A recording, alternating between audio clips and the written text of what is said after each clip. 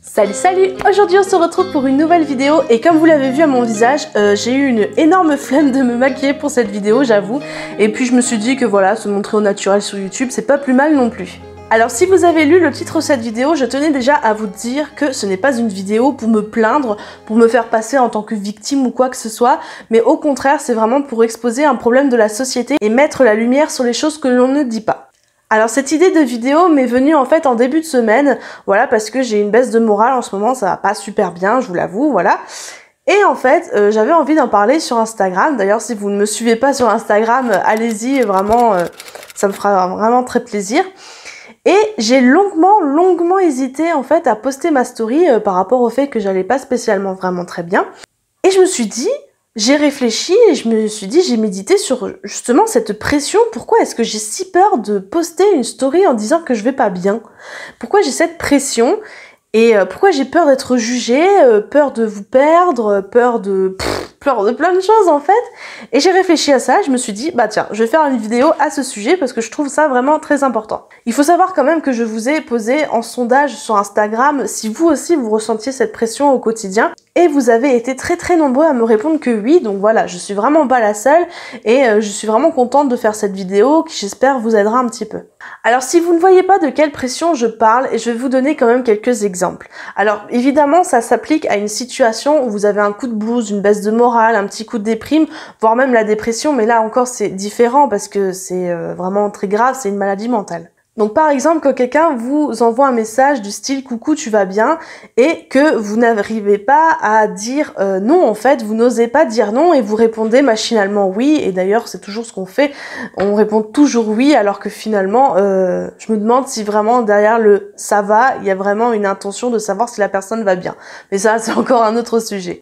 Et en fait, à cette question, on n'ose pas dire oui parce que tout simplement, on a peur d'ennuyer la personne ou de paraître lourd. Pareil également, quand on n'est pas bien, on a envie peut-être d'en parler sur Facebook, sur Instagram ou quoi que ce soit, de s'exprimer, et on n'ose pas justement parce qu'on a peur de perdre sa communauté, et moi c'est ce qui m'arrive souvent, j'ai peur de vous perdre parce que je vous aime de trop, voilà, et j'ai pas envie de passer pour une fille lourde. Il y a aussi cette pression qui se ressent quand vous n'allez pas bien, vous êtes dans un coup de déprime et vous devez travailler, et je parle notamment des métiers lorsqu'on est face à des clients et qu'on doit faire semblant d'aller bien, de sourire, de rigoler à leurs blagues, alors que ça ne va pas du tout. Bon là je précise quand même que c'est dans un cadre professionnel, on n'a pas le choix, c'est notre boulot, c'est notre travail de donner une bonne image de la société, etc. Mais ça reste quand même néanmoins une pression. Et également, cette pression se ressent par rapport aux influenceurs, que ce soit sur Instagram, sur YouTube ou peu importe, qui donnent une impression de vie parfaite, qui montrent que les bons côtés, voilà, qui prônent vraiment la positivité, la beauté des choses. Trop de ça, alors que on est tous humains. Alors maintenant, la question qui se pose, c'est de quelle façon est-ce qu'on ressent cette pression et pourquoi? Donc déjà, comme je vous l'ai dit, et ça j'ai remarqué ces 2 dernières années, qu'il y a vraiment un culte de la positivité, que ce soit sur les réseaux sociaux ou sur YouTube. On voit que ça, il faut être positif, du positif à tout va. C'est bien d'être positif, ça je ne dis pas le contraire. Mais trop, c'est trop. Au bout d'un moment, il faut aussi s'exprimer, aussi dire quand ça va pas. On croit que tout le monde est beau, que tout le monde est gentil, qu'il n'y a pas de problème, etc. Que même si ça va pas, on est hyper positif et tout, machin. Or, c'est pas le cas, et c'est souvent pas le cas même parce que on est humain, on n'arrive pas à encaisser, faire semblant. C'est pas possible. Au bout d'un moment, il faut s'exprimer, il faut pleurer un bon coup, il faut en parler, etc. Mais ça, je vais vous en parler par la suite. Combien de youtubeurs et de youtubeuses ont fait des vidéos où ils étaient ultra smile et tout ça, ils étaient contents, ils étaient heureux, joyeux, etc. Alors qu'après, ils nous avouent qu'ils étaient en pleine dépression et qu'ils faisaient juste semblant. Pour ce cas-là, je prends l'exemple de Enjoy Phoenix, donc de Marie, qui nous a avoué qu'elle n'allait pas du tout bien et qu'elle avait fait des vidéos où tout allait très bien alors que c'était pas du tout le cas. Par exemple aussi lorsqu'elle faisait des vidéos de cuisine alors que par derrière, eh ben, elle est boulimique. Voilà. Parce que justement, elle a ressenti cette pression de cette culture de la positivité, de faut montrer que le bon côté sur YouTube, il faut toujours être dans de bonnes conditions, montrer le meilleur de nous-mêmes. Et voilà ce que ça donne au final. Ça donne des personnes qui sont en dépression par derrière et qui n'osent pas vous en parler ou vous le montrer. Déjà de 1, premièrement, ça nuit à eux-mêmes parce qu'ils se mentent, parce qu'ils font semblant et franchement, ça fait énormément de mal au moral de devoir faire semblant d'aller bien alors que tout va très mal. Et de toute façon, pour les personnes qui font semblant d'aller bien, c'est aussi néfaste pour leur communauté, leurs amis, etc. Parce que ça alimente justement cette culture.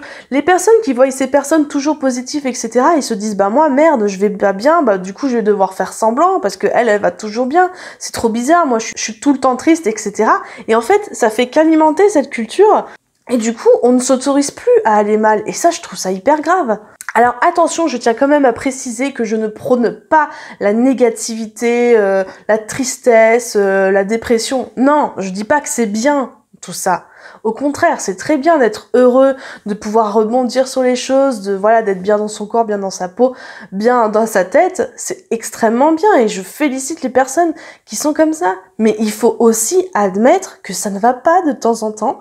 Et qu'on a le droit de pleurer, on a le droit d'aller mal, on a le droit d'avoir envie de rester chez soi et de se lamenter sur son sort pendant un petit moment, parce que ça fait du bien et qu'on en a besoin. Pour illustrer ça, je ne peux que vous parler du Disney Vice Versa en fait, donc je ne sais pas si vous l'avez vu, franchement si vous en avez l'occasion, regardez-le. Pour ma part, ça reste mon Disney préféré, même si c'est pas le cas de tout le monde, voilà, je le comprends parfaitement, mais cette histoire a une morale qui est vraiment vraiment importante, c'est que la tristesse est une émotion qui a sa place dans le psychisme, qui a sa place dans l'esprit humain et dans la vie, ça équilibre les choses. Une vie sans tristesse, eh ben, on n'arriverait pas à encaisser ce qui nous arrive, on n'arriverait pas à gérer les mauvaises choses qui peuvent se passer dans la vie. Donc c'est bien de se tirer vers le haut, c'est bien de dire qu'on est positif, c'est bien d'essayer de sourire, d'essayer de voir le bon côté des choses, c'est très bien, et c'est vraiment quelque chose à faire, mais il y a aussi, en parallèle, ce besoin d'écouter son émotion et de se dire, voilà, maintenant je vais mal, je vais essayer de comprendre pourquoi, je vais pleurer un bon coup, je vais en parler, je vais écrire à propos de ça, et ça sera clos, on aura vu, on se sera écouté en fait. Mais cette pression peut aussi être ressentie quand on est dépressif ou peu importe le trouble de l'humeur, quel qu'il soit. Quand on a ces maladies-là mentales, eh ben c'est hyper compliqué parce qu'on n'ose pas. Je sais pas vous, mais quand on dit à quelqu'un qu'on est dépressif, qu'on est schizophrène, qu'on est bipolaire, qu'on est peu importe, on passe déjà pour un fou alors que c'est pas le cas et on passe pour quelqu'un qui va se plaindre en permanence, ce qui n'est absolument pas le cas parce que ces maladies-là, c'est des maladies qui font fluctuer l'humeur, donc c'est un coup c'est beau, un coup c'est bon, un coup c'est pas bon, etc. Mais c'est une maladie mentale. Et quand on veut expliquer à quelqu'un pourquoi on réagit de telle et telle manière, eh ben on n'ose pas dire qu'on est dépressif parce que tout de suite on passe pour quelqu'un de lourd. Mais maintenant réfléchissez un petit peu. Est-ce que ça vous est jamais arrivé de vous sentir 1000 fois mieux après avoir pleuré un bon coup, après vous être confié à quelqu'un de proche? Eh bien pourquoi? Parce que justement, la tristesse, c'est une émotion qui ne demande qu'à être écoutée, qu'à être comprise et qui, comme ça, de cette façon-là, peut être gérée en fait. Donc c'est bien de faire ça de temps en temps. Ça nous permet de extérioriser. Alors je tiens quand même à préciser qu'il y a des personnes qui vont réagir en fait à la tristesse, au mal-être, au coup de blues, etc. de façon à ce qu'ils se ferment comme une huître. Et il y a les autres qui au contraire ont besoin de s'exprimer, que ce soit sur les réseaux sociaux, auprès des personnes, etc. Ce n'est pas pour qu'on vienne les plaindre en fait qu'ils font ça. Et ça c'est un préjugé qu'on peut avoir. C'est juste parce qu'ils ont besoin d'être entendus, d'être lus, mais pas obligatoirement qu'on vienne leur parler, etc. C'est pas ça que ça veut dire. Et voilà, il y a deux cas de personnes qui réagissent de deux façons différentes. Voilà, alors qu'est-ce que j'en conclus de tout ça? Eh bien, premièrement, il est important pour vous de retirer les personnes de votre vie qui ne sont là que quand ça va bien. Parce que de toute manière, ça ne va pas bien toute la vie. Il y a toujours des hauts et des bas, voilà. Il y a des moments où ça n'ira pas bien. Donc automatiquement, ces personnes-là, elles vont partir dès que ça va pas. C'est trop facile. Parce que ces personnes-là, ils seront bien contents quand ce sera vous qui seront là pour les aider. Ce qu'il faut aussi, c'est de pareil, retirer les personnes qui se permettent de vous critiquer lorsque vous n'allez pas bien, vous dire que vous vous plaignez tout le temps, qu'ils en ont marre que vous soyez dépressif ou des trucs comme ça.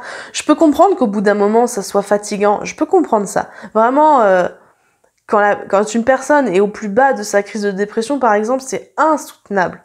Je suis d'accord. Mais il y en a certains, ils critiquent dès que tu dis que ça t'a un petit coup de blues. Et ça par contre, ça ne va pas. Un autre point aussi, et sur lequel je dois énormément travailler, c'est d'oser dire à vos amis, voilà, aux personnes proches autour de vous que vous n'allez pas bien. Faire en fait ce premier pas de leur écrire un message, de leur dire coucou ça va, moi ça va pas trop en ce moment, j'aurais besoin de parler, est-ce que t'as un peu de temps pour moi? Voilà, juste dire ça, eh ben c'est hyper compliqué à faire, voilà, je vous le dis en tant que tel, mais je trouve que c'est vraiment important parce qu'il y a des amis qui n'attendent que ça en fait, qui ne vont pas deviner que vous allez mal, et ça aussi c'est important, c'est de ne pas attendre que les personnes devinent que vous allez pas bien, mais de faire ce premier pas, c'est vraiment important, et je pense qu'ils vous en seront d'autant plus reconnaissants que plutôt que vous attendez qu'ils prennent de votre nouvelle, qu'ils le font pas, que ça tourne en dispute, etc. Non, ça c'est pas du tout ce qui est bon à faire. Alors la dernière chose que je peux en conclure et qui me semble extrêmement importante, c'est par rapport à l'éducation des tout petits en fait. Ce qu'il faudrait, c'est que lorsque les enfants pleurent, on arrête de leur dire « bah arrête de pleurer, arrête de faire ton bébé, faut que t'arrêtes de toujours te plaindre, etc. » Faut qu'on arrête de dire ça aux tout petits et au contraire, qu'on écoute leurs pleurs et qu'on essaie de comprendre pourquoi ça ne va pas. En faisant ça, depuis tout petit, je pense vraiment, j'ai la ferme conviction que ça peut aider les personnes à mieux vivre leurs émotions, leur tristesse, à mieux gérer cette tristesse et à ne pas avoir honte d'aller mal parce que ce n'est pas honteux d'être faible entre guillemets, parce que j'appelle pas ça de la faiblesse, j'appelle ça juste être humain en fait. Mais voilà, je pense que ça peut vraiment partir de là, de l'éducation à la base des tout petits, ça peut vraiment changer les choses et je sais. Voilà, j'espère que la vidéo vous aura plu. En tout cas, moi ça m'a fait très plaisir de vous parler de tout ça, ça me fait un bien fou et je pense vraiment que ça pourra aider certaines personnes d'entre vous et même m'aider moi à mieux comprendre les choses. Voilà, ça a vraiment été très passionnant d'étudier un peu ce sujet de la pression, de la positivité qu'il peut y avoir dans notre société. Donc comme d'habitude, n'hésitez pas à activer la petite cloche donc sous ma vidéo pour ne rater aucune de mes vidéos parce que voilà, les petites chaînes en ce moment ils passent complètement à la trappe, surtout pendant les vacances, nos vidéos ne sont pas du tout vues. Donc n'hésitez pas à faire ça pour ne rien louper. N'hésitez pas non plus à vous abonner, à commenter, voilà, à aimer la vidéo si ça vous plaît. Comme d'habitude, moi j'adore discuter avec vous. J'aime beaucoup votre façon de vous exprimer. Vous êtes hyper respectueux et franchement, bah voilà, j'ai une communauté super sympa qui me ressemble et je suis super heureux de vous avoir avec moi. En tout cas, moi j'espère que vous allez vraiment bien, je vous souhaite que du bonheur, voilà, que vous passiez une bonne journée, une bonne semaine et de bonnes vacances si c'est le cas pour vous et sinon bon courage pour le travail. Et je ne vous embête pas plus, je vous fais de très gros bisous, surtout prenez vraiment soin de vous. Salut salut!